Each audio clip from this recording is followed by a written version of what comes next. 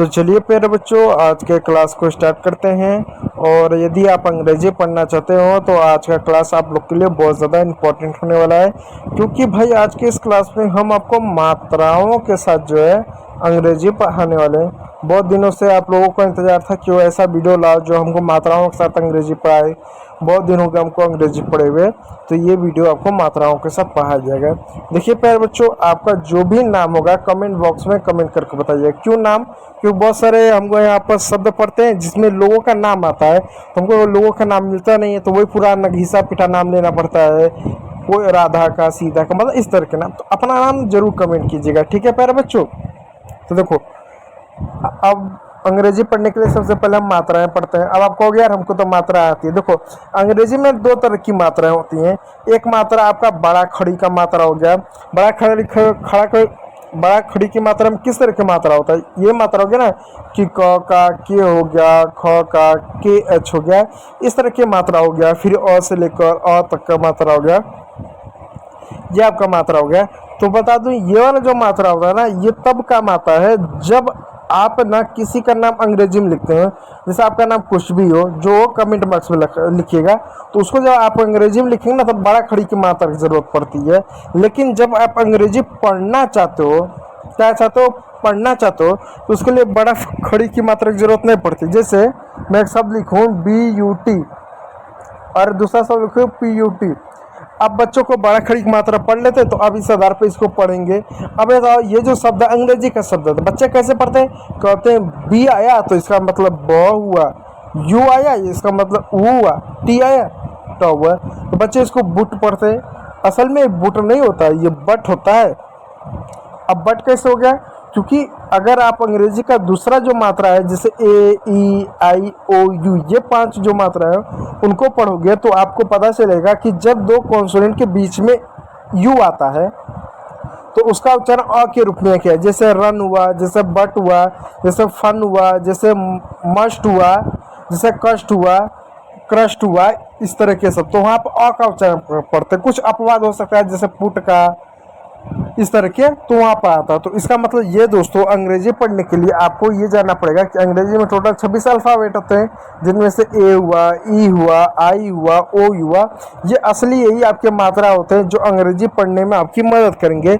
इनके अपने अपने नियम होते हैं। अब आप कहोगे इसको हम क्यों पढ़ा? हमको ये मालूम है कि ए को ए पढ़ते हैं, ई को आई पढ़ते हैं, फिर उसके बाद आई को ही पढ़ते हैं, फिर उसके बाद ई को ए पढ़ते हैं, ओ को यू पढ़ते हैं। आपको मालूम है ओ पढ़ते हैं, और यू को यू पढ़ते हैं, यू को ऊ पढ़ते हैं, आपको मालूम है। जबकि ऐसा नहीं होता प्यारे बच्चों। इसको ऐसा नहीं कि ए को सिर्फ ए पढ़ते हैं, आई को ई पढ़ते हैं। इसके कई सारे उच्चार होते हैं। जैसे जो आपका ए होता है, सॉरी, जो आपका ना ए होता है, इस ए को अ भी पढ़ते हैं, आ भी पढ़ते हैं, ए भी पढ़ते हैं, ए भी पढ़ते हैं, और ओ भी पढ़ते हैं। जैसे मैं कुछ शब्द लिखता हूँ, एक शब्द अगर मैं लिखूँ अबाउट, तो अबाउट हो गया। दूसरा मैं शब्द लिखूँ कार, तीसरा शब्द मैं लिखूँ कैट, चौथा शब्द मैं लिखूँ बाल, पांचवा शब्द मैं लिखूँ नेम। अब इन सभी शब्दों को ज़रा ध्यान दीजिएगा। यहाँ पर जितने भी शब्द हैं, जैसे यहाँ पर अबाउट हुआ, तो अबाउट में आपने ए को अ पढ़ा, कार में आपने आ पढ़ा, कैट में आपने ए की मात्रा पढ़ा, बाल में आपने औ की मात्रा पढ़ा, और नेम में आपने इसको किसका ए की मात्रा पढ़ा। तो ऐसे बहुत सारे शब्द होते हैं जहाँ पर ए का अलग अलग उच्चारण होता है। तो ए को अ भी पढ़ते हैं, आ भी पढ़ते हैं, ए भी पढ़ते हैं, ए भी पढ़ते हैं, और औ भी पढ़ते हैं। इस बात को याद रखिएगा। तो आज के इस वीडियो में हम जो है AEI, आई के उच्चारण को पढ़ेंगे कि आई को कब क्या पढ़ते हैं। तो देखिए प्यारे बच्चों, इसके लिए नियम को जानते हैं। आई का किस रूप में उसका उच्चारण करते हैं, तो देखिए रूल नंबर 5, जब किसी वर्ड में आई के बाद RE हो, ध्यान दीजिएगा, जब अंग्रेजी के किसी भी शब्द में आई के बाद RE हो तो आई को आय पढ़ते हैं। आय मतलब आ की मात्रा प्लस य पढ़ते हैं। जैसे आप देखिए एक शब्द है F है, I है, RE है, FIRE। अब हमको नहीं मालूम इसको क्या पढ़ते हैं, लेकिन नियम क्या मालूम है कि आई के बाद RE हो तो आय पढ़ेंगे। ठीक है। और किसी भी शब्द के अंत में जब ई आता है तो ई साइलेंट होगा। ठीक, अब देखो एफ को हिंदी में क्या पढ़ते हो, हम तो फ पढ़ते हैं, फ लिख दिया। आई को क्या पढ़ते हैं, आय पढ़ेंगे, तो आ की मात्रा लगा दो और य लिख दो। तो एफ का फ हुआ इसलिए एफ खत्म हो गया, आई भी आपका खत्म हो गया। और आर का क्या होगा, आर का आपका र होगा। ठीक है, आर का क्या होगा, आर का आपका र हो जाएगा। ठीक, अब जो ई है, क्या जो आपका ई है, ई जो किसी भी शब्द के अंत में आता है तो वो साइलेंट होता है, तो क्या हो गया, वो आपका हो गया फायर। ठीक है, इस बात को आप ध्यान दीजिएगा। ठीक उसी प्रकार यहाँ पे देखिए एक शब्द और है WRIE। अब इसको क्या पढ़ेंगे, अब देखिए W को वो लिखते हैं, W खत्म हो गया, I को क्या लिखेंगे, आय लिखेंगे। क्या लिखेंगे, आय। तो आ की मात्रा लिख दिए, य लगा दिए, र का हमने र लिख दिया, हो गया वायर। ई क्या होगा, ई साइलेंट होता है, किसी भी शब्द के अंत में आता है। ठीक उसी प्रकार यहाँ पे एक शब्द है, इसको क्या पढ़ेंगे, HIRE। एच का ह लिखेंगे, आई का आय कर देंगे और र का र कर देंगे, हो जाएगा हायर, ई साइलेंट होगा।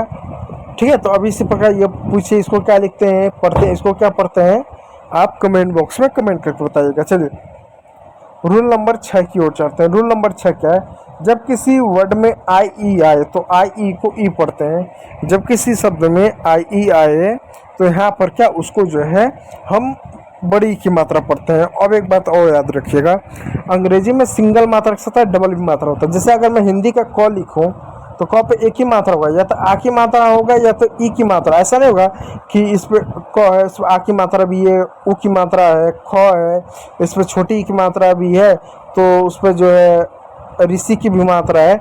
नहीं, हिंदी में एक अक्षर पे एक ही मात्रा हो सकता है, लेकिन अंग्रेजी में ऐसा नहीं होता है।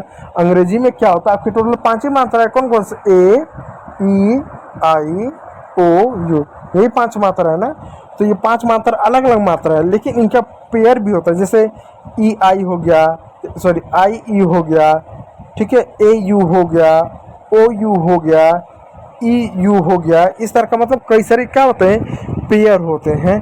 तो यहाँ पर देखिए जो मात्रा आ रहा है ई आई, यानी आई और ई का पेयर आ रहा है। तो पेयर क्या है, तो अंग्रेजी में कहीं पर भी आई और ई मिले तो बड़ी की मात्रा पढ़ेंगे। कैसे पढ़ेंगे, देखिए एक शब्द है FIELD। अब इसको क्या पढ़ेंगे, अब चलिए एफ को क्या लिखते हैं, फ लिख दिया। आई ई को क्या लिखेंगे, बड़ी की मात्रा लगा दिया, एफ भी खत्म हो गया, आई भी खत्म हो गया। अब बच्चा आई ई भी खत्म हो गया, अब बच्चा LD। एल क्या है, कॉन्सोनेंट है, डी क्या है, कॉन्सोनेंट। और जब दो कॉन्सोनेंट एक साथ होते हैं तो पहले वाले कॉन्सोनेंट को आधा लिखते हैं। तो एल का क्या होगा, ल होगा, तो पूरा ल नहीं लिखेंगे, आधा ल लिखेंगे, तो आधा ल लिख दिया। और डी का ड हो गया, तो हो गया फील्ड। ठीक है प्यारे बच्चों, ठीक उसी प्रकार यहाँ देखो एक शब्द है, इसको क्या पढ़ेंगे, अब चलो इसको क्या पढ़ते हैं, बी का क्या लिखेंगे, ब लिखेंगे।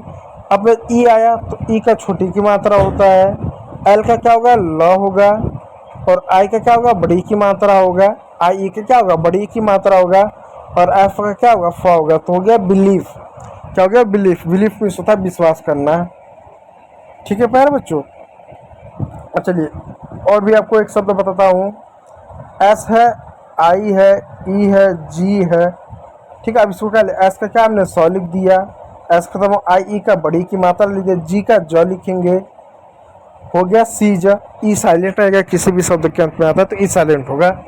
इसी प्रकार अंग्रेजी के बाकी शब्द होंगे। तो उम्मीद करूंगा वीडियो अच्छा लगा होगा। यदि अच्छा लगा तो लाइक कीजिएगा, चैनल पर नए तो सब्सक्राइब जरूर कर लीजिएगा। वीडियो को देखने के लिए बहुत बहुत धन्यवाद।